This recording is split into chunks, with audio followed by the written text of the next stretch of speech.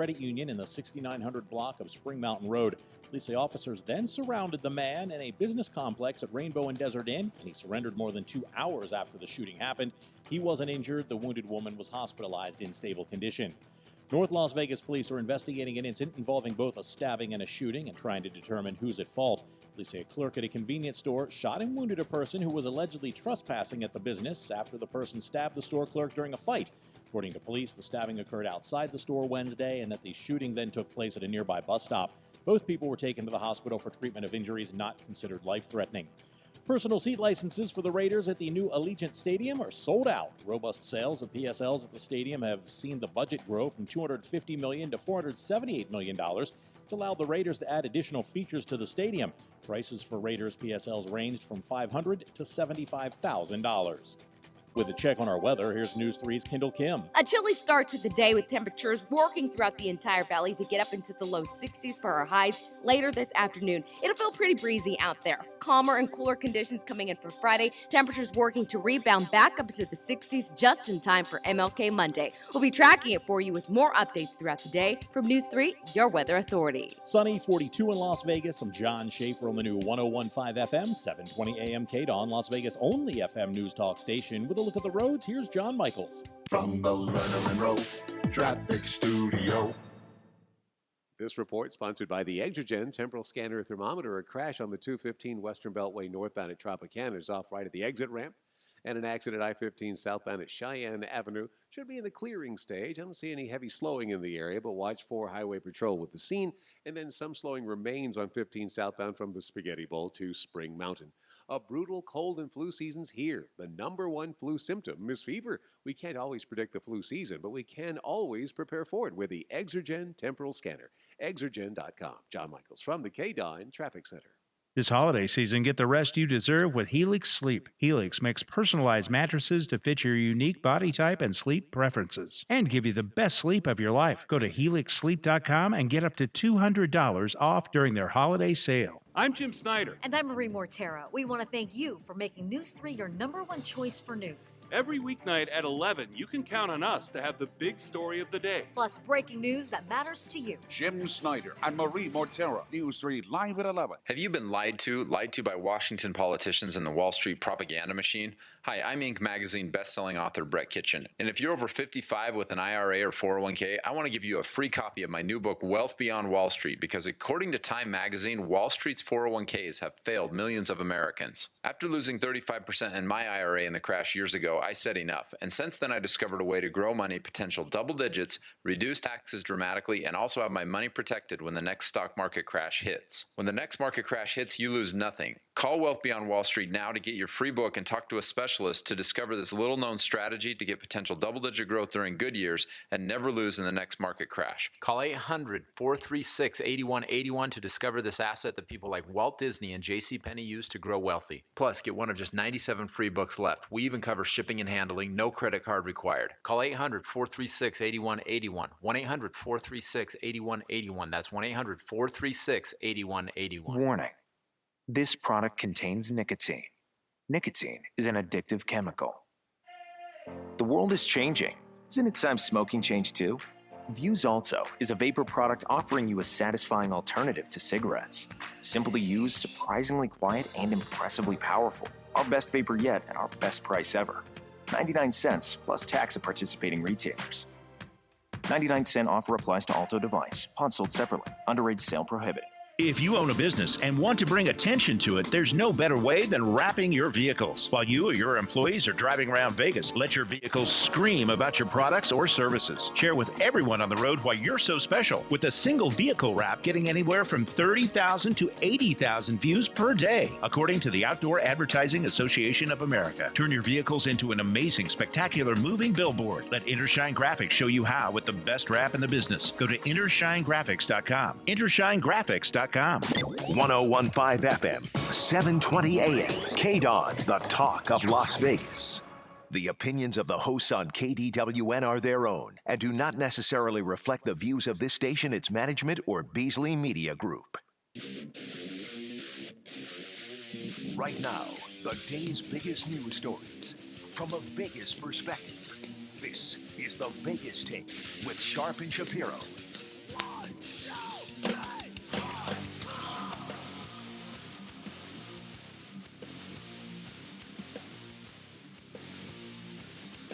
Oh, yeah. What's up, everybody? It is the Vegas Take on a Thursday. Sharp and Shapiro, glad you could join us. Oh, boy, do we have a lot to get to today. A lot, including we will continue to cover the Vegas Golden Knights. Of course, the shocking news yesterday. I'm laughing because it's so ridiculous. And members of the media in this town want to make excuses for the Vegas Golden Knights and figure out why they fired Gerard Gallant. I heard one idiot on the radio today saying, well, I think the Vegas Golden Knights, Gallant, he's just not a motivator. He's just not a very good motivator.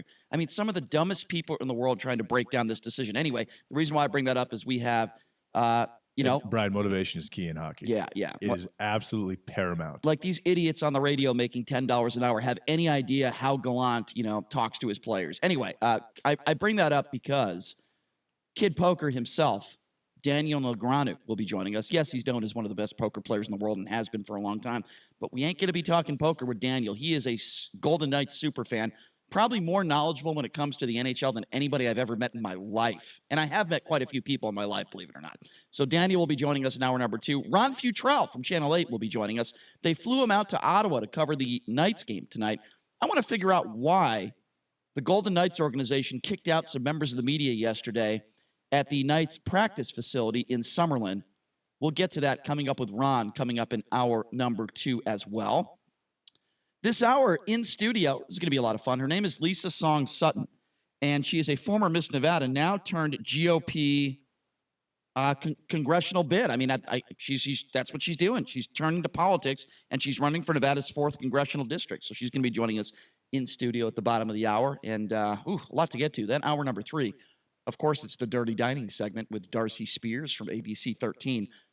An interesting situation, to say the least, at the UNLV basketball game yesterday. I'm sitting behind the bench for the San Jose State game, and a San Jose State player pulled a Ron Artest. What I mean by that is he pulled a Malice at the Palace. He actually, a kid at the end of the bench, a freshman, redshirt, went into the stands as some fans were hazing.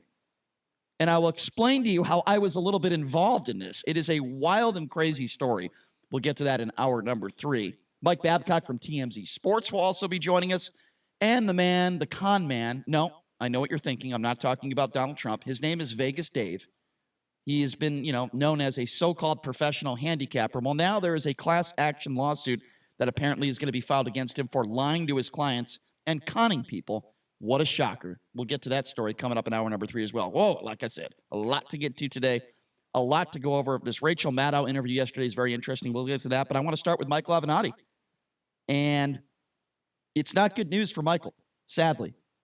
Yeah, I tried, just for the hell of it, I tried calling his cell phone yesterday. It went straight to voicemail. Not good. If you don't know what's going on with Michael, he was in the courtroom yesterday, and then he was let out in handcuffs by members, I guess, of the IRS, I guess you could say. He was in the courtroom 2 nights ago. 2 days ago, correct. Yeah. In Los Angeles. Mm-hmm. And he was let out of the courtroom in handcuffs. And for at least what people are saying is that he broke the agreement, bail agreement.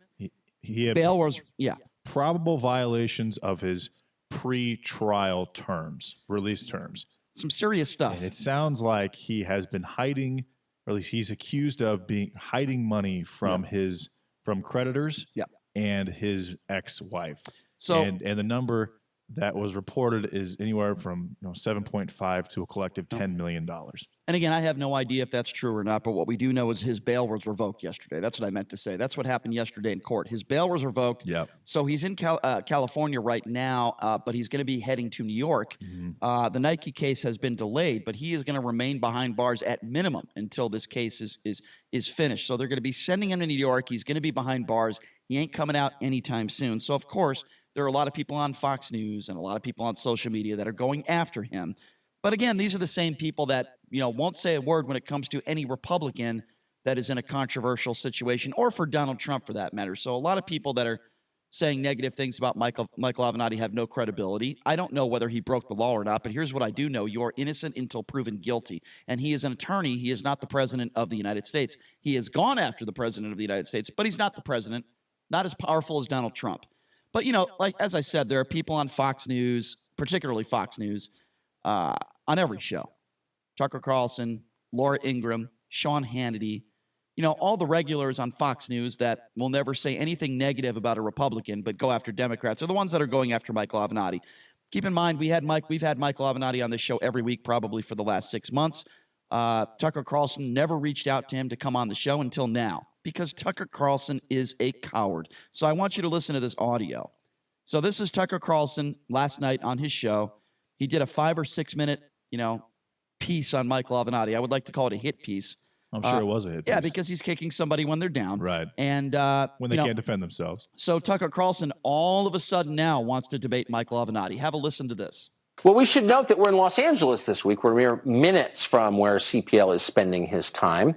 We've obviously criticized him quite a bit on the show, but it's a news program. We'd like to hear his side of the case. We put in a request just hours ago to visit him for a jailhouse interview in Santa Ana where he's being held indefinitely. We hope that comes through. And if it does, of course, we'll bring it to you here. Excuse me, you're a news program? You're not a news program. You're a right-wing propaganda program. You're the same idiot that said white supremacy, the idea of it is a hoax. Tucker, you're not a news program. You're a right-wing hack news program. Okay, so let's get that straight right, number one. Number two, you would have never have done that when Michael Avenatti wasn't behind bars. So it's either one of two things. Either you're just trying to kick a guy when he's down, which I believe is true, or he's not going to say yes to an interview when he's behind bars because he can't talk about his cases, so you're trying to act like the tough guy. Oh, we requested Michael Avenatti. I think it's both. Tucker Carlson is a coward. He's a jackass. There's a lot of other names I could use to talk about Tucker, but he is a true coward wussy.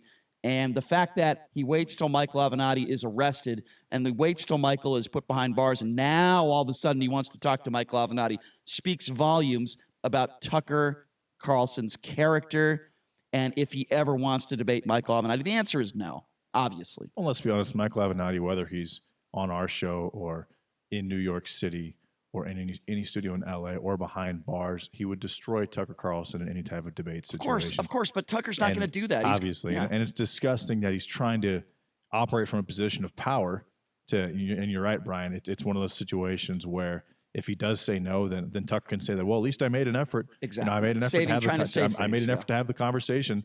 And if he does say yes, and he's just going to constantly just berate him about how he's behind bars, of course. It'll be a totally biased, and he does report biased news. But I mean, to say that he's even relatively even keel or unbiased, it would be a complete lie at this point. Yeah, of course he's biased. And look, that's fine. There's biased shows on MSNBC. There's biased shows on CNN. But don't go on your show and say, well, we run a news program here. We run a news program. No, you're not a news program. You're a biased right-wing hack who said some absolutely ridiculous things over the years. Well, not only that, but they're getting paid. I mean, they're getting paid by specific sponsors to say the type of things and to ask type of questions and to report on the type of topics that they do. Yeah. So they're not their own original content. They're literally sponsors are paying them X amount of dollars to have them report the slant. Well, all I know about Tucker is he's a sniveling coward. He said racist, misogynistic things in the past on the air. I can imagine some of the things he says off the air. And like I said, he's a true coward. But we will continue to monitor the Michael Avenatti situation. Obviously, we're going to cover it. We're going to talk about it. I hope he's innocent. I hope he's right. I hope Michael's right when he says he's innocent. But there's a lot of serious trouble that he is going through right now. I just think that he flew way too close to the sun with Nike. We obviously know he has evidence basically proving that Nike has been paying players for a long time. That he's very confident about that trial. He's stated that a couple of times in the last couple of weeks.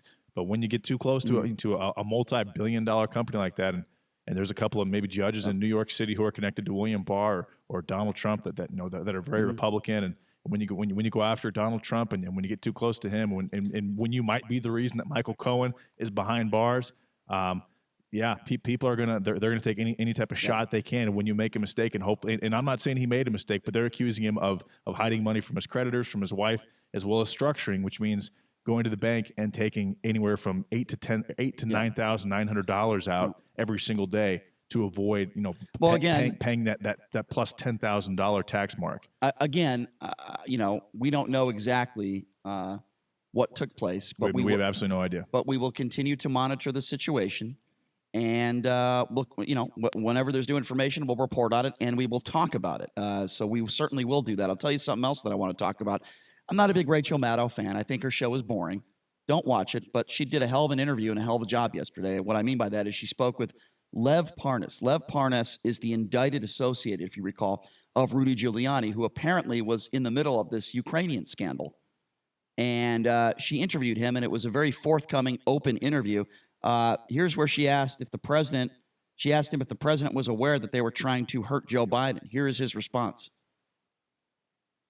He knew about that. Yeah, well, it was all about Joe Biden, Hunter Biden, and also Rudy had a personal thing with the Manafort stuff, the Black Ledger. And that was another thing that they were looking into. But it was never about corruption. It was strictly about the Burisma, which included Hunter Biden and Joe Biden. So that is extremely damning information. Now, of course, the question is this guy going to be testifying? Are they going to call him as a witness? Now, this man, Lev Parnas, was also asked, did you believe you were working for the president? Here's his response. Your attorney told a federal court in New York that you were both Rudy Giuliani's clients and you were working for Mr. Giuliani in his capacity as personal attorney to the president. Correct. Which, by the transitive property, makes it seem like you were working for the president of the United States as part of his legal defense. Yes, absolutely.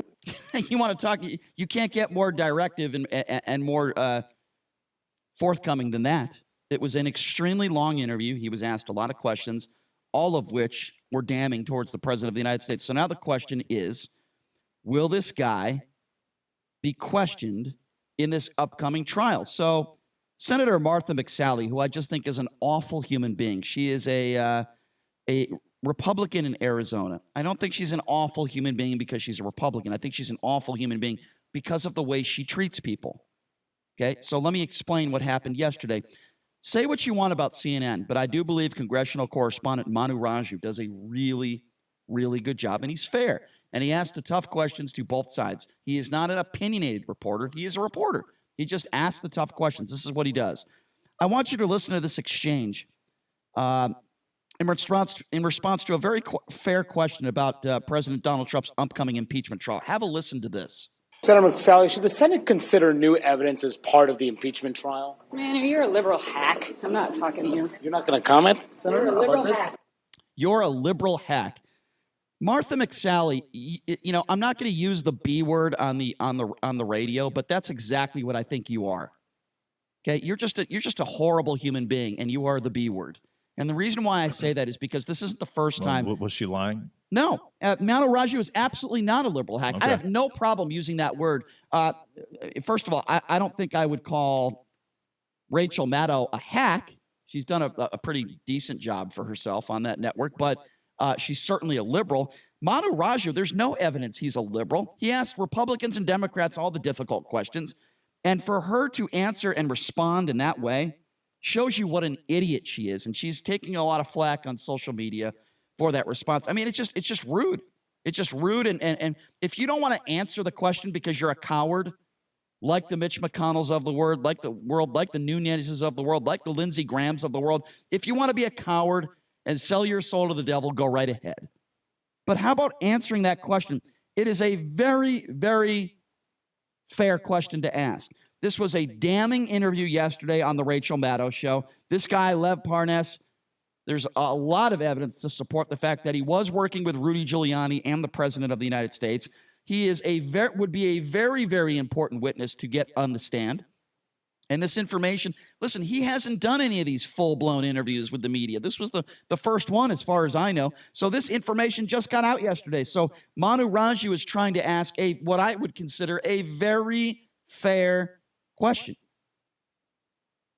Do you plan on questioning this guy? Don't you think this guy should be a part of the Senate trial? If you truly want to know what actually happened here, and you want the truth, and if you truly believe in your heart that the president of the United States did absolutely nothing wrong and he has nothing to hide, then why wouldn't you want these witnesses to testify? Why wouldn't you want Bolton to testify? Why wouldn't you want Mulvaney to testify? Why wouldn't you want Lev Parnas to testify? I'll tell you why. Because many of these Republicans, maybe not all, but many of them, they don't want the truth because they know the truth will hurt the president of the United States, and they're more concerned about their own positions, and they're more concerned about their own party than what's going on in this country. The president is not above the law. And I think we're living in a time right now where we need transparency, and I know that's going to be pretty difficult with politicians in general on both sides of the aisle. But don't you think that this guy, Lev Parnas, should be heard in a court of law? Don't you think, JD, that if there is a Senate trial, which there is going to be, that this is a guy that should be questioned? You think that's unreasonable? I don't think it's unreasonable. I don't think it's going to happen, but I don't think it's unreasonable. Well, then we're living in very sad times. If this guy, Lev Parnas, does not testify, if this guy is not called as a witness, if he's not allowed to be called as a witness, if the Republicans block it, then they are fools. They are absolute fools. Listen, if they want to call Hunter Biden, if they want to call Hillary Clinton, which has absolutely nothing to do with this specific case, but if these idiots want to do that because they've claimed they would do that, let them do it. It's not going to change the facts in this case. Well, the question is, if they do that, can they still prevent Les Parnas from testifying? I don't think so. Because I think they can. I don't think so. I think if they would have to reach some sort of deal, and they're saying, listen, if the Democrats are going to call their own witnesses, and obviously Lev Parnas would be a witness of the Democrats, then they want to, they want to call Hunter Biden. They want to call Hillary Clinton with the emails because they're morons. This case has nothing to do with Hillary Clinton's emails. Okay? And quite frankly, whether Hunter Biden broke the law or not has nothing to do with this. This has to do with, did the president abuse his power? Did the president go after a political rival and put his own interest first before the country? Did the president withhold aid, and did he direct people to withhold aids and dig up dirt on the Bidens? That's what this case is all about. It doesn't have to do with whether Hunter Biden took drugs back in the day or whether he broke the law. It has nothing to do with that. But if they want to call these witnesses and make themselves look like buffoons, that's on them. If I'm a Democrat and I'm in that situation, I'll say, okay, go ahead, call whoever you want. Here's why they would do that. It's not so much because they're trying to get to the bottom of the situation. It's just because they know that it's going to be publicized. Millions of people will be watching it. A lot of people will be following it. And if they can if they can embarrass Hunter Biden and a couple of Democrats, and they can put out some embarrassing information to make Joe Biden, who is probably Donald Trump's presidential opponent in 2020, look bad, they will do that. But it's for the 2020 election. It's not for this particular. I would say that I think everything that the Republicans and Donald Trump has done is for the 2020 election. I agree with you. And so I think 99% of Republicans are very confident that Donald Trump is not going to be impeached and taken out of office.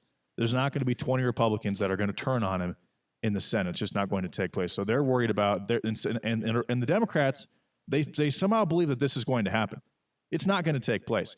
But they're thinking on a micro level. The Republicans are thinking on a macro level, and they're saying, well, what can we do to show the American people how bad Joe Biden and Hunter Biden really screwed up, or how bad the situation with Hillary Clinton was, or how corrupt the Democrats are. Which is ridiculous. But that's it's got nothing to do with this case. Right, but that's their thought process. And it's their thought process is wrong. Because it's going to be totally publicized.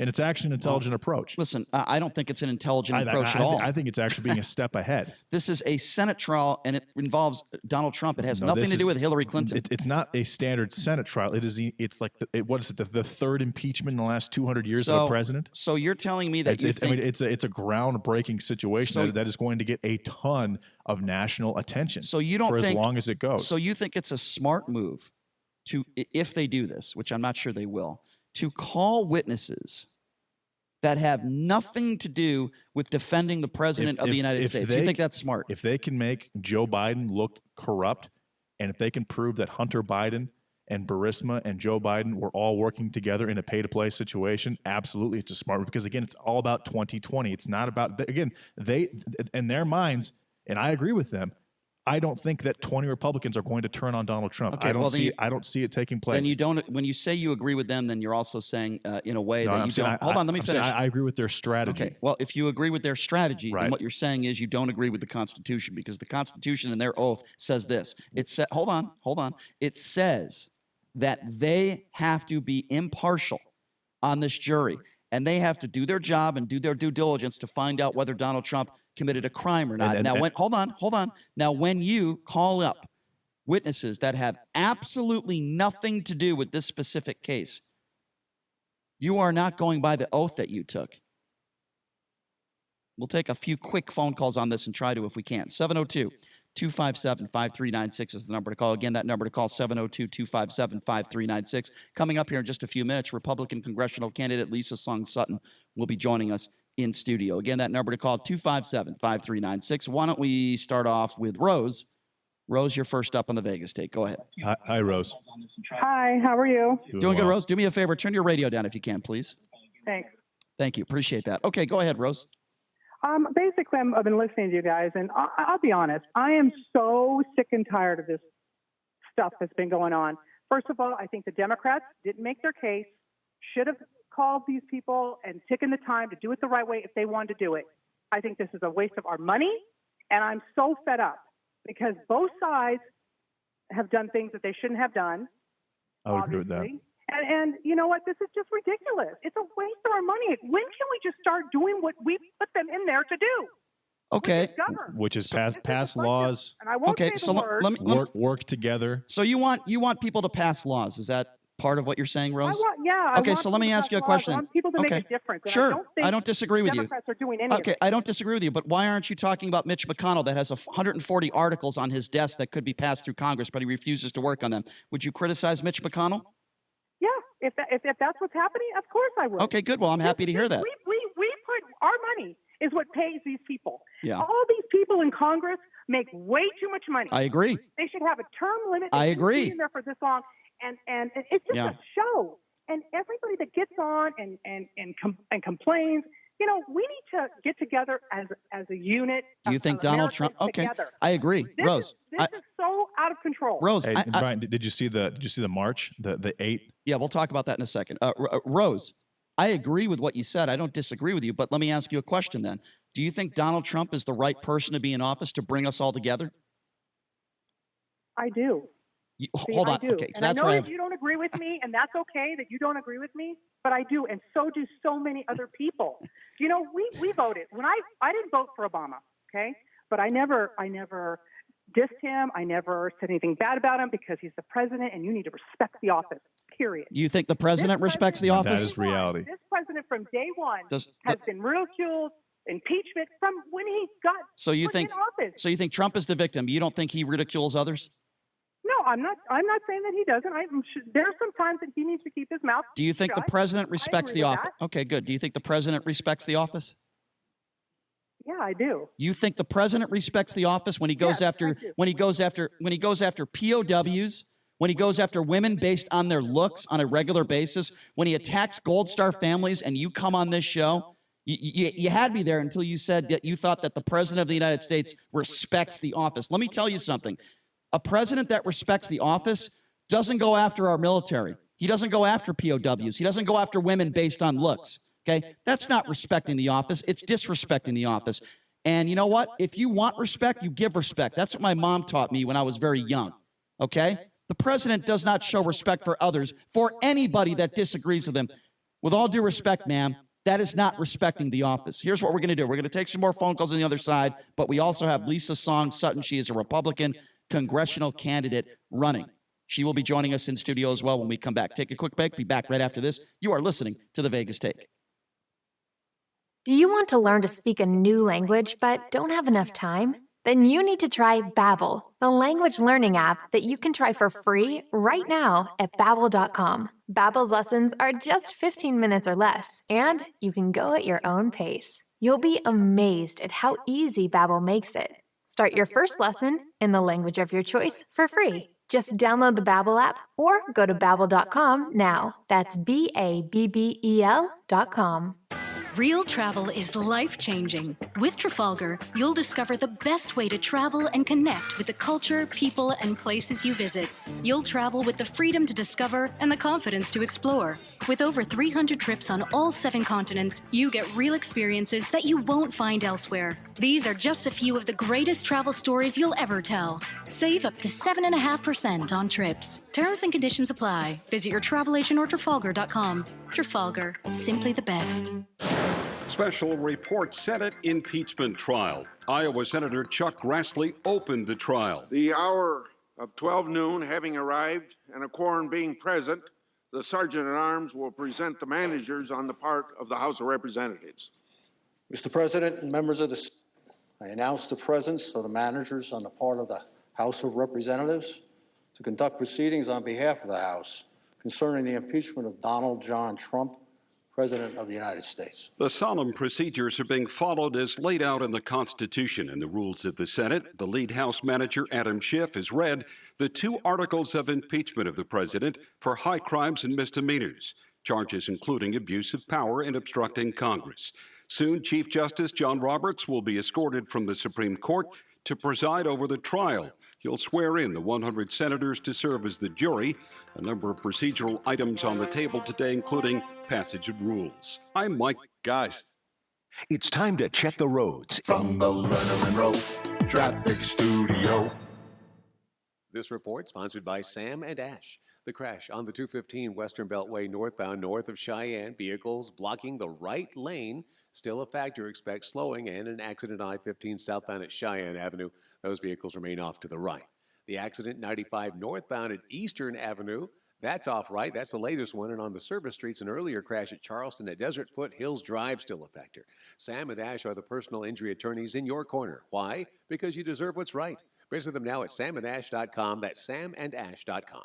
John Michaels from the K-Dawn Traffic Center. Las Vegas Divas Day Out is back. The largest women's expo returns January 25th at the Galleria at Sunset. Dozens of vendors with samples and sales of hundreds of all things favorite to women. Want to be a vendor? Go to divasdayout.com for more information. Vendor space is limited. Guys, waking up over and over to pee is not okay. But now, you can reduce those nighttime bathroom trips with the ingredients in Super Beta Prostate P3 Advanced. We're talking about less urges to pee at night, less bathroom trips during the day, and better bladder emptying. It's like taking 3 prostate supplements in one. You can try a full 30-day bottle of P3 Advanced, free. Just pay shipping and handling. No strings attached, no obligations, and no commitments to buy. This is a 30-day supply, absolutely free. Call 1-800-480-5929. Super Beta Prostate is the best-selling brand in major retailers like Walmart. But for this no-strings-attached free bottle, you must call now. Call 1-800-480-5929. Don't miss out on this unprecedented free offer. Call 1-800-480-5929. 1-800-480-5929. 1015 FM, 720 AM. K-Dawn, the talk of Las Vegas. Mark Levin, weekdays 3 p.m. to 6 p.m. Now back to the Vegas Take on 1015 FM, 720 AM. K-Dawn. All right, welcome back. It is the Vegas Take, Sharp and Shapiro. Thank you for joining us. We certainly are watching history in the making right now as the articles of impeachment have been given to the Senate, and Roberts is to be sworn in for the trial. So this is all going on right now. Crazy stuff, crazy times that we are living in. And, we always love having guests in studio, whether people disagree with me or not politically. And the woman we have with us in studio right now, she's got quite a story. She is the former Miss Nevada. How many people can you say are former Miss anything that are running for office? Not many, not many. She is also the daughter of a Vietnam War veteran and a Korean immigrant mother. And she has kickstarted her campaign as a Republican candidate back on July 29th. And she is now running for office, of course, as a Republican. Lisa Song Sutton joining us in studio. Lisa, thank you so much for being here. How are you? Good morning. Thank you so much for having me. Yeah, no problem. So I guess let me ask you this first question. What made you decide to run for office? Because that is a decision that a lot of people would have problems making, including myself. Well, because you're in the public eye. So what made you decide to do this? Yeah, well, politics was never in the plan. I went to undergrad for, ironically, a political science degree, and then I went on to law school, but it wasn't something that I had kind of planned out for my future career goals. The impetus for it was starting the second location of my shipping store called Ship Las Vegas. Mm-hmm. We opened a second location right in the heart of Northeast Las Vegas, East Craig Road and Las Vegas Boulevard, right where it meets, right outside Nellis Air Force Base. And there, it was a blighted area. Abandoned Walmart is our next door neighbor up there. Mm-hmm. And opening up there, getting a chance to be part of that community and hearing from them that they weren't happy with the current congressman. I've always been a registered Republican, and I've, participated every 4 years in voting, but I was never like an activist. And so in talking to them, I'm like Googling, right? And I'm learning more about the current congressman for District 4. I'm learning more from our customers, constituents, about how he's gone DC on them. And You're talking about Horsford? Okay, so just people that just let me just give people a little bit of background. This primary is in June, and that's who you'd be facing. You'd be facing Congressman Horsford in November if you win. So talk to me a little bit about that. So, that was really the impetus for it, was talking to our customers, hearing from them about how they weren't happy with the current representative and that, they wanted someone to step up. And I realized this is a huge opportunity to make an impact in a community that I care so much about and that I've always been part of, and yet I've always given back through the private sector. As a business owner, as a job creator, as someone who's done philanthropy and, participated in different boards, that's all I did during my time as Miss Nevada, United States. I did nearly 500 community appearances, traveling all across the entire state, volunteering in schools, reading in hospitals, working with every nonprofit under the sun. And I realized this is a truly tangible way to give back to the community in a way I've never explored before. So what does that look like? How do we do it? So explain this to me then. If you are running against Horsford, why are you the person, and why do you think you would do a better job than he has done? At the end of the day, it comes down to community engagement, right? You are literally, it's called the House of Representatives. You are a public servant, right? That is supposed to be your job. And I think, there's something to be said for career politicians who, when they lose re-election, they go back to DC and become DC lobbyists. Right. It's just a different type of engagement in the community that perhaps there was early engagement early on in his political career, but at this point, at least the community is conveying that they don't see him around. All right, so let's learn a little bit more about you. Let's talk about some policies. Obviously, as you know, I'm not a Donald Trump supporter. I'm not going to sit here and lie. I'm not a Democrat, but there are certain things that I think we certainly need more security at the border. I'm with Republicans on that. I was with George W. Bush when it went to the death penalty. I have no problem with the death penalty at all. But let's talk about some issues that you may or may not agree with. Let's start, obviously, the October 1 tragic shooting where 58 people lost their lives. Awful. Terrible. We all could, any decent human being would agree with that. But let me ask you this. I don't think the president has done enough, and I don't think politicians have done enough. No red flag laws have been put on the books. No comprehensive, gun control has been put on the books. Mental illness. I think there's a lot of different issues that are into play here. There's not just one thing. Do you agree with me that something needs to be done as far as gun control, whether that is red flag laws, help with mental problems, or so on and so forth? What is your take on that issue? I think mental health is a huge issue that's just simply not explored. Here in the state of Nevada, they have passed red flag laws, and they're going into implementation right now into 2020. And the feedback that we're hearing is that it's highly ineffective. We're seeing what's going on in Virginia right now as well. I think at the end of the day, for me, so I grew up in a military family. My father gave me my first shotgun when I was 9, and that was one of the few arguments I remember my parents having. Right. Yep. My mom goes, "She's 9," and my dad goes, "Exactly, she's 9." At the end of the day, at the end of the day, it's about firearm responsibility, firearm safety, and protection of yourself, your family, your property. That said, in relation to October 1, I think there has to be dialogue around what are all the different factors that come to the table. It's not just simply access to tools that could be used to harm others if it's in the hands of someone who wants to do harm. It's not just mental health. It's not just well, I think it's all the above. Right. I agree with you. I'm just saying I don't think much is being done. So let's go back to the red flag law for a second, because I want to ask you about, I'll give you a specific situation. Let's just say, God forbid, you know somebody, a female friend of yours who's married, and the husband sends her text messages all day. They've been in fights maybe the last few days. The husband can be violent. He sends her text messages and voicemails saying he's going to kill her. Okay, so he shows up to the house. She calls the police. He's pretty serious. He's got bloodshot eyes. And he owns weapons. They take him into custody. If you threaten somebody with their life, for the most part, if you don't have a record, you're going to be in, you're going to be out. Are you comfortable with that man in that specific situation being able to legally buy a firearm when he gets out of jail?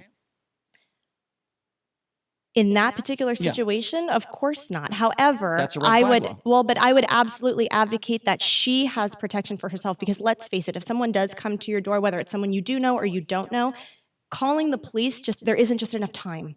You can't say, stop, wait right there. I'm going to call the police.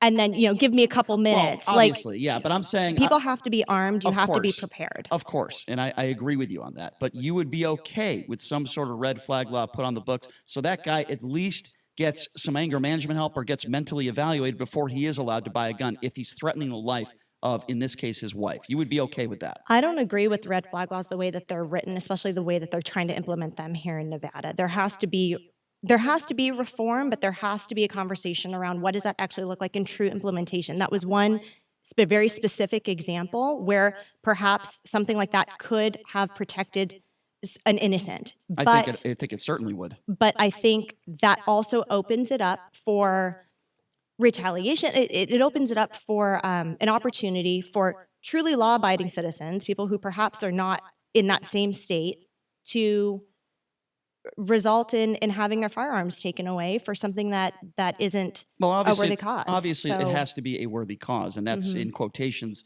I think, like I said, I think it's a case-by-case basis. I don't think you can just go to the police and say, hey, this person threatened me with just no sort of proof or information and take guns away. That's not what I'm advocating. Or say you're at a job and you don't like one of your coworkers and say that, my coworker said this about me. And to try to increase yourself or to, to get a raise at your place of employment. Right. We agree on that. But when I look at the Parkland shooter, that kid, the police were called to his house 48 times, and they were already aware. Law enforcement failed. There's no doubt about that. Law enforcement failed there. But again, that's another example of if a red flag law, if a red flag law was put in place, it could have prevented that. And that's what we're talking about here. There's not one law or 10 laws that I'm going to say all mass shootings are going to be done with. Boom. No, there's no easy answer, no easy fix here. But when I hear that it's sitting right now on Mitch McConnell's desk, legislation that they could pass or at least work to pass, that bothers me. It bothers me that that's sitting on his desk and he's taking meetings with the president and he's more concerned about this impeachment trial. And you think that he's not looking at that because of his relationship with the NRA, right? I certainly believe the NRA is a problem, and I can give you proof of that. After October 1, the president was speaking tough on gun laws and AR-15s and assault weapons. He talked about that. After the October 1 shooting in Vegas, he did some press conferences. He talked about red flag laws. He talked about everything. He said, we're going to do something about this.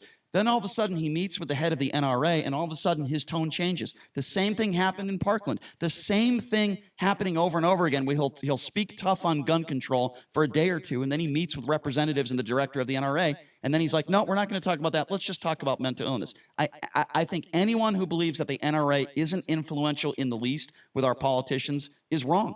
Am I wrong in thinking that, Lisa? I think at the end of the day, that's what the American people are tired of hearing about, is that, whether it's special interest groups or PACs or, these different types of corporate entities on both sides of the aisle, the American people are tired of feeling like their politicians are bought. Right. And on both sides. On I both agree. sides. I Yeah. agree. On Yes. both sides. I And agree. that's a large part of why I'm running, because, even if you look at my fundraising in Q3, I led the Republicans, which was very exciting. Congrats on that. Thank you. Absolutely. My average low dollar donation was $58. That's great. In Q4, we had donations from 44 states across the country.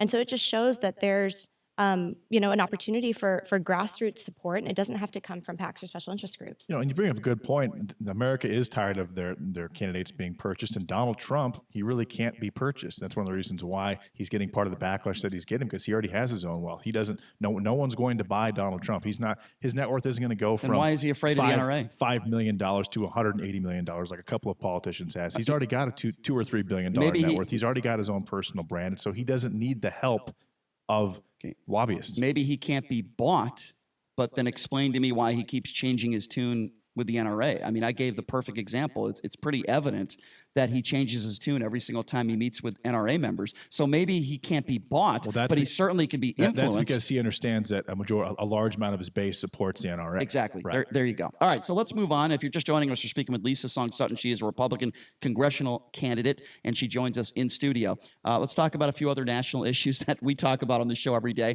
and that is this impeachment situation, and now a trial in the Senate. What is your make on this whole situation when it comes to Donald Trump? Well, just as we were talking about, before we actually went on to the show, getting out on doors and talking to voters, people are just so desensitized to this entire impeachment scenario. They're tired of hearing about it. They're tired of seeing it every day in the news. They want Congress and the government to get back to work for the people and to, start passing legislation and just get back to work. People are just really tired of hearing about it. With that being said, that people are tired of hearing about it, what do you specifically feel about this? Are you also tired of hearing about it, or do you think that we should deserve to know the truth on whether the president withheld aid for political gain? I think anytime that there's a process in place to allow more transparency into government, regardless of what side of the aisle you're on, I think that's important and absolutely should be explored. That said, it seems that this has been part of the Democrat agenda from day one, from the day that he took office. And that, to me, is ridiculous to try to use this process as that tool because they weren't happy with the way the election turned out. All right, so let me pull back on you a little bit. The process, the conversation that Trump had, the president of the Ukraine, using a tool for gain, as you're saying. Do you believe that the president used his office as gain when he brought up the Bidens in that conversation with the Ukrainian president? Or do you believe the only reason why he brought up with the Bidens had nothing to do with personally the 2020 election and just everything to do with corruption? I mean, I can't speak for the president. I can't speak on what he was thinking of at that time. I'm not asking you to speak for the president. I just you kind of are. No, but I'm just listen. She's running for office, and I just want to know her opinions on Donald Trump. Right, I understand. I understand you're a Republican, but there are plenty of Republicans just like JD. They'll say to me, and I call them reasonable Republicans. And the reason why I say that is I can this. appreciate that, bro. Well, this is why I say this. Let me explain myself real quickly. To me, a reasonable Republican, somebody, if they support Trump, that's fine. I don't have a problem with that. But they say they hate his rhetoric. They hate the things he says about women. For example, a couple weeks ago, he went after Nancy Pelosi based on her teeth. And for you as a Republican, it's ridiculous. It's laughable. And it's disgusting, in my opinion. We're not talking about policy now. We're not talking about politics. We're just talking about being a human being. And listen, if a Democrat said the same thing, I'd be criticizing him as well, him or her. As a woman, grab him by the P word.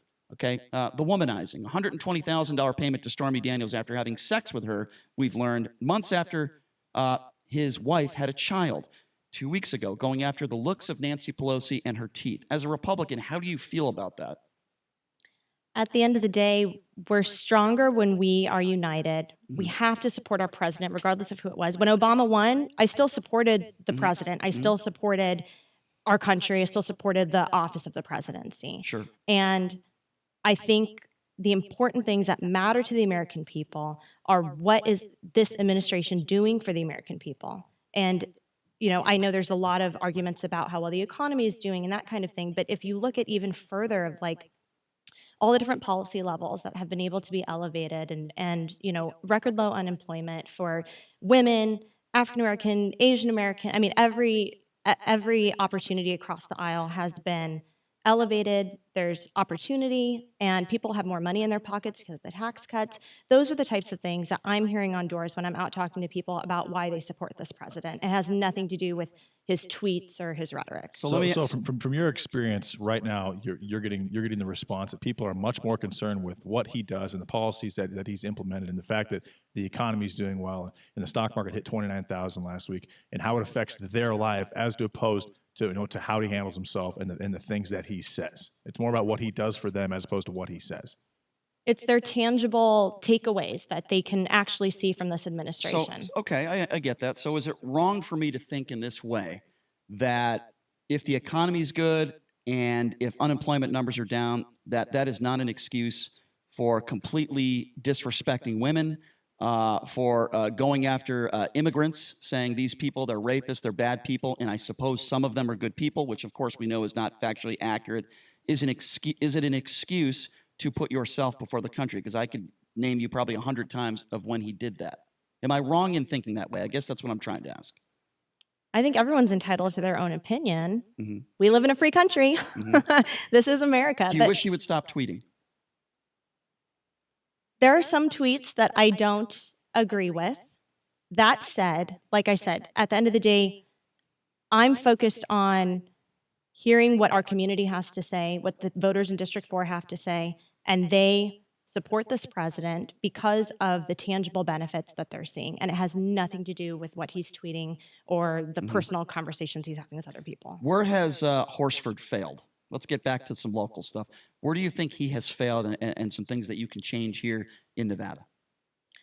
Well, I just had a meeting a couple of weeks ago with one of the commissioners up in Lincoln County in Alamo, Nevada. It's part of the district. And he told myself and some of my staff that was up there, he told us a story about how there was a vote that was coming up, and he repeatedly tried to call the congressman's office for weeks, couldn't get a hold of him, and finally it got to a point where it was like the day before the vote was coming, and it was going to directly affect their PILT issues, their payment in lieu of taxes for the county up there. And he called and was just basically berating the assistant because he was like, all I'm doing is getting a gatekeeper of someone who's saying, oh, go ahead and send an email. And he's like, I'm the county commissioner here. This is directly affecting us. I want to get him on the phone so that I can explain to him why this is important, and why this is important to his voters and his constituents and his district. Why can't this man call me back? And that story just showed just how much frustration there is in the entire district, not just in Clark County, but across the other 6 counties that encompass this district, largest in landmass in the state. The fact that there's unresponsiveness and just seemingly a lack of care for the community. And I haven't even talked about the Clark County School District and all the issues in the school system. Maybe we'll get to that in a second. All right, let me talk to you about another big issue, sensitive issue. Obviously, Horsford believes in the woman's right to choose, and I agree with him on that. And there's probably a lot of people out there on the right that would disagree with me, as long as I believe a woman has the right to choose, so long as she does it responsibly. What I mean by that is I do not believe in late-term abortion. That should never happen. I also don't agree with a woman that has 10 abortions. That shouldn't happen either. You shouldn't use abortion as birth control. That is my personal opinion, and I'm also very uncomfortable with old men putting these on the books. For example, in Alabama, when they had these ridiculous laws that they were trying to pass, that a woman not only could not have an abortion, if she did, she could go to jail for up to 10 years. And if a woman is raped, God forbid, she should be forced to have that child. That's my opinion. What's yours on abortion? Well, I was raised Roman Catholic. And so, religion and pro-life is very embedded within my family. My personal take is that I think life should try to be preserved at all costs and really just be explored as much as possible. But at the end of the day, again, luckily, we do live in a country where, thanks to Roe versus Wade, there's opportunity if there are extenuating circumstances or if different life situations are happening. But there some is Republicans are trying to opportunity. change that, though. And I think, Roe versus Wade, it's not going to get overturned. I mean, They tried to do it in Alabama. I highly doubt it'll They get almost overturned. passed. They almost passed it in Alabama. I mean, Alabama's obviously an exceptional situation. You had 12 60-year-old Caucasian men who passed that law, Brian. Okay. So you agree with me, though, that if a woman is, God forbid, raped, that should be a decision she should have with her family. It shouldn't be a decision the government should make, right? I don't think government should be making any decisions in Right. relation to any of that. Absolutely, it's it's a personal choice in relation to extenuating See, circumstances. you said it, but to me, you said it right there. A personal decision. And that is why, for me, and I understand your take on it, and I respect that. And I would never tell you what to do if you were pregnant. I would never say, oh, well, you should get an abortion if you're not ready. Oh, you should. I would never talk to you like that, because it is my personal opinion. You said it. It's a personal decision. So again, my question would be is, why are Republicans, many of them, not talking about you, but why are so many Republicans out there trying to make it not a personal decision, make it their decision to say, no, you cannot have an abortion? I mean, I can't speak for them, but it But seems you don't feel that it's, way. that it's simply just, it's a faith-based issue and obviously a very sensitive subject for some people. Sure. So I understand.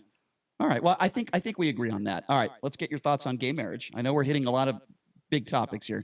Obviously, Mike Pence is someone that has been against gay marriage his whole life. His wife works at a school that does not allow homosexuals to work there or go to school there. I have no problem with 2 men or 2 women getting married. What do you say to that?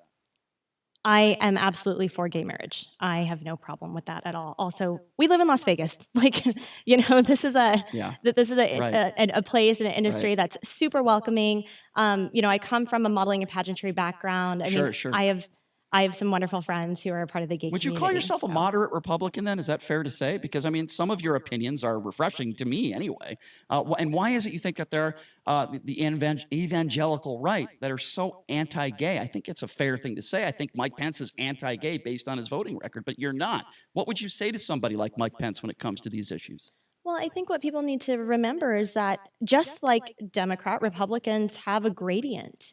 It's not just you are a Republican or you're Democrat, and these are the 6 things that you fit into, and that's it. Unfortunately, we do live in a country where this is this duopoly of Republican and Democrat. Right. It's just not it's not built like other countries where you have a huge gradient of different parties, and there's an opportunity for all those different parties to perhaps hold office. Do you agree with me that the 2 worst words in this country, in my opinion, are Republican and Democrat? And why I say that is I think people do things and make decisions based on what's good for the party and not what's good for the country. I'm talking about on both sides.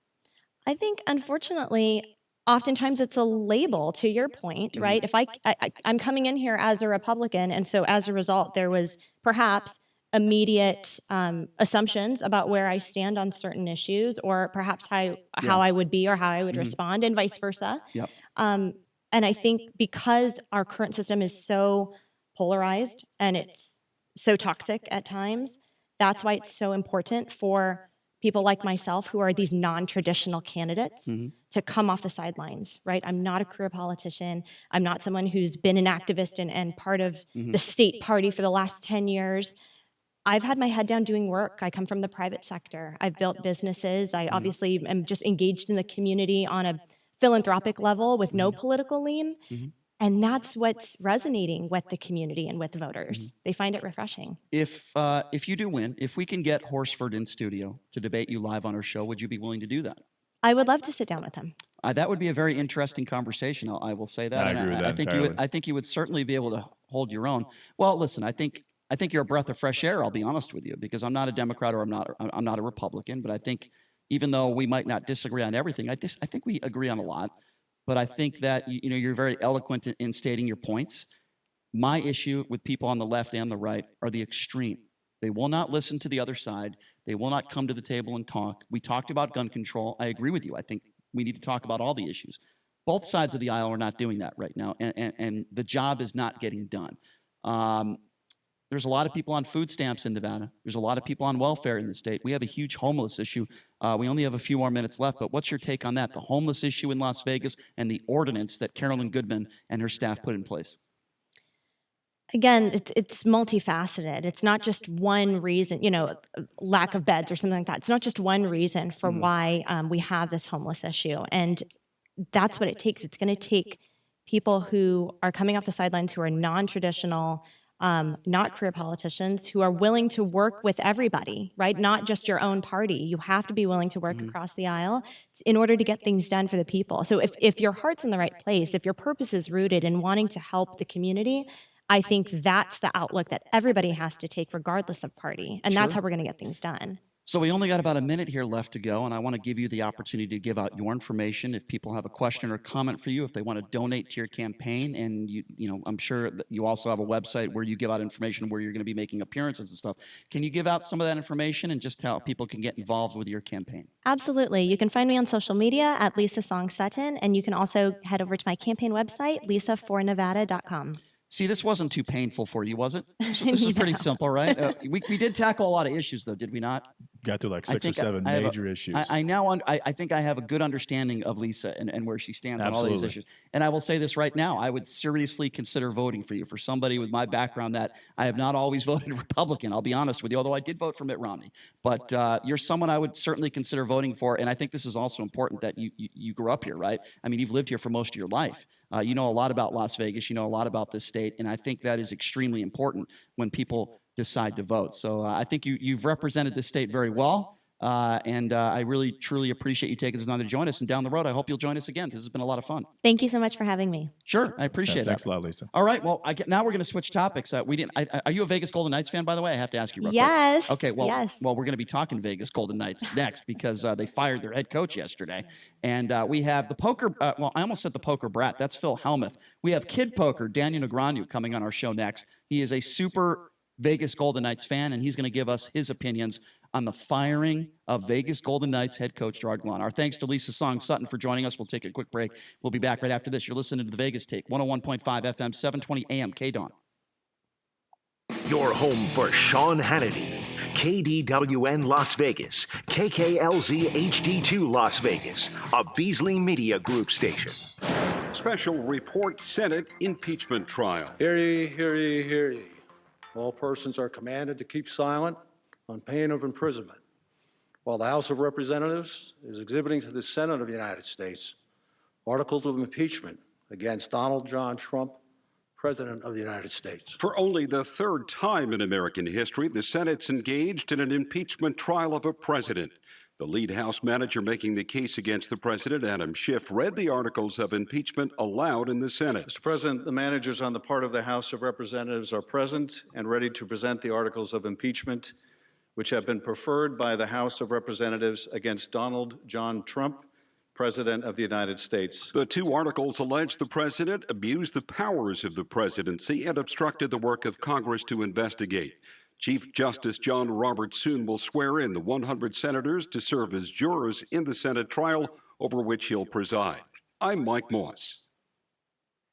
Ukrainian police have opened an investigation into the possibility that U.S. Ambassador Marie Yovanovitch came under illegal surveillance by an unknown party before she was recalled from her post in May. Meanwhile, documents show Lev Parnas and associate of Rudy Giuliani communicating about the removal of Yovanovitch as the ambassador. The White House says it is not too worried about Parnas. The Government Accountability Office says the Trump administration broke the law when it withheld U.S. security aid to Ukraine last year that had been appropriated by Congress, an issue at the center of the impeachment of President Trump. The Senate today gave its approval to the new U.S.-Mexico-Canada trade agreement with bipartisan support. The agreement replaces NAFTA. Treasury says it will allow a 90-day period to wind down transactions in certain sectors of Iran's economy hit with fresh U.S. sanctions. The Dow up 163. I'm Mike Moss. You know that it's time to check the roads. From the Lerner and Rowe Traffic Studio. This report sponsored by Lowe's. The crash on the 215 Western Beltway northbound, north of Cheyenne. Vehicles off to the right and partially blocking that right lane. Expect delays as you approach. And an accident still active on 95 northbound at Eastern, also blocking the right lane. On the surface streets, an accident reported Jones southbound at the 95. Injuries sustained. Police and fire are with the scene. Expect slowing and lane restrictions. Pros do it right by shopping at Lowe's to save on the supplies they need most from the brands they trust to get the job done. Do it right for less. Start with Lowe's. I'm John Michaels from the KDAWN Traffic Center.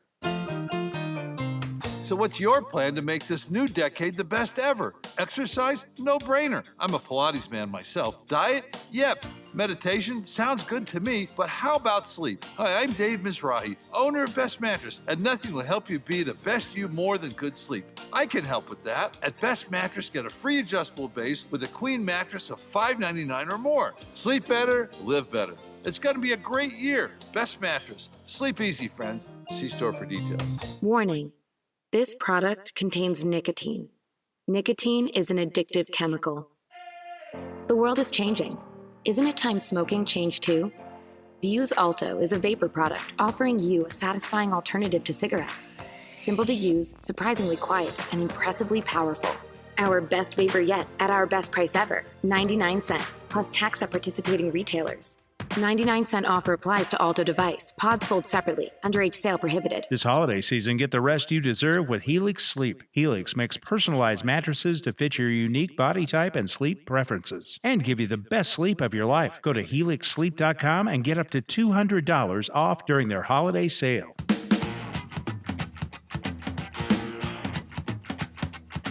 With PatriotSoftware.com, accounting and payroll, keep your time and money. Patriot's cloud-based accounting software is easy for business owners, yet powerful enough for accountants. PatriotSoftware.com. Accounting and payroll. Keep your time and money. You and Buddy are enjoying your walk when... Yeah, I smell that too. I know, don't blame it on the dog. I hear that hissing too. Maybe it's a cat. No, dude. A sulfur-like odor and hissing can be signs of a natural gas leak. Natural gas lines can be buried anywhere. If you suspect a leak, leave immediately and call 911 and Southwest Gas. Thanks, deep voice narrator. You're welcome, dude. You too, buddy. It's a new year, time for new you. Hey, it's KDWN's John Schaefer here from my friends at Numel Medical. Well, did you make a New Year's resolution? Maybe you want to hit the gym more, drink a little less. But guys, let's be honest, we tend to bail on those resolutions after a couple of weeks. It's where my friends at Numel Medical can help. You see, low testosterone can lead to lack of energy, weight gain, even a poor performance in the bedroom. Numel Medical is the leader in men's sexual health. You'll see results on your very first visit, or that visit is free. And guys, popping a little blue pill is just a temporary fix. Numel Medical is going to create a long-term, custom-tailored solution specific to you. They'll have you feeling better and performing better. Just ask the tens of thousands of men in the Las Vegas area alone who had the courage to give them a call. Numel.com. That's Numale.com. 702-505-4414. That's the number. Better health is always a great resolution. Don't see a cheap imitation? Go to the originators. Numel.com. 702-505-4414. 1015 FM, 720 AM. KDON, the talk of Las Vegas. The opinions of the hosts on KDWN are their own and do not necessarily reflect the views of this station, its management, or Beasley Media Group. Right now, the day's biggest news stories from a Vegas perspective. This is the Vegas Take with Sharp and Shapiro.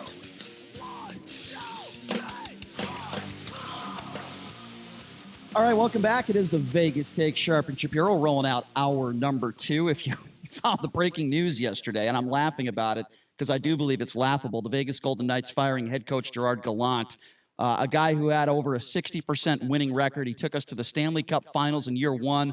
Could have gotten there in year 2 if they didn't get screwed last year against the San Jose Sharks. And yeah, they were on a little bit of a skid, but they're still a few points out of first place. It doesn't make any sense. So I thought to help us shed some light on this, we always love having this guy on the show. Danny Negreanu, not only one of the world's best poker players for years, but we don't have him on. We don't ask him poker questions. He's such a Vegas Golden Knights superfan and probably one of the most knowledgeable hockey fans I've ever met in my life and a friend of the show. Daniel, thank you so much for joining us. How are you? I've been better. I'm a little confused how we're supposed to go from rooting for a humble, well-liked coach to a clown who, wouldn't even acknowledge the fact that last year in the Stanley Cup, finals, that penalty against his team was maybe the wrong call. Wouldn't even acknowledge it. And just, I don't know, man. This is just tough to swallow. I'll say that. Yeah, you're speaking of DeBoer. So let me ask you this, Daniel. Let me give you my quick opinion, and then I want to know if you agree with me or not on this. I don't think this had anything to do with wins and losses. I really don't. I think it had everything to do with problems within the organization between Gallant and management. It had to have something to do with that. And then you have McCrimmon coming out yesterday saying, well, we spoke to DeBoer within the last 24 hours. This wasn't something that, does anybody in the world believe that, Daniel? So my question to you is, why are the Knights lying? They clearly are. And why do you think this really happened? Do you agree with me? Oh, I actually agree with you 100%. They're not only lying, they're trying to muzzle. They don't want fan reactions because they know they'll be negative. It's very cowardly to do this when we're on a 1-month road trip because they knew if they made this decision and the team's playing here in Las Vegas, they were going to hear the boos from the crowd. I mean, it's like as I was talking about before with, the switch from Gallant. So this is doubly bad. Okay, so you fire Gallant, right? Now, you replace him with the guy that he called the clown in the playoffs last year, who said things about Gallant that were untrue about him chirping at players and things like that. It's a direct slap in the face to Gallant. And what about the fan base? We grew to hate the Sharks. It's one of the best rivalries, in hockey today. And all of a sudden now you bring the leader of the enemy into our, home here, and we're supposed to accept him and go, yay, look at this new jerk. Yeah. We've got coaching our team. Now, and you bring up DeBoer and the Knights and some people that are defending this move, not many are, by the way, but the ones that are talking about his resume and wow, what he's going to bring to the Vegas Golden Knights. What can this guy do that Gerard Gallant can't do? The guy brought us year one to the Stanley Cup Finals, might have done that last year if they didn't get screwed in Game 7 against the Sharks, and you know, correct me if I'm wrong, Daniel, but they were still a few points out of first place. There's still a chance that they could have had a push in the playoffs, could they not? You're no question about it. Part of the issue is, the bar. You're absolutely right in saying this is personal and not based on performance. Year one, Gerard Gallant wins the Jack Adams. Year two, we have another, solid season. Year three, he was named the coach of the All-Star game for having a first-place team.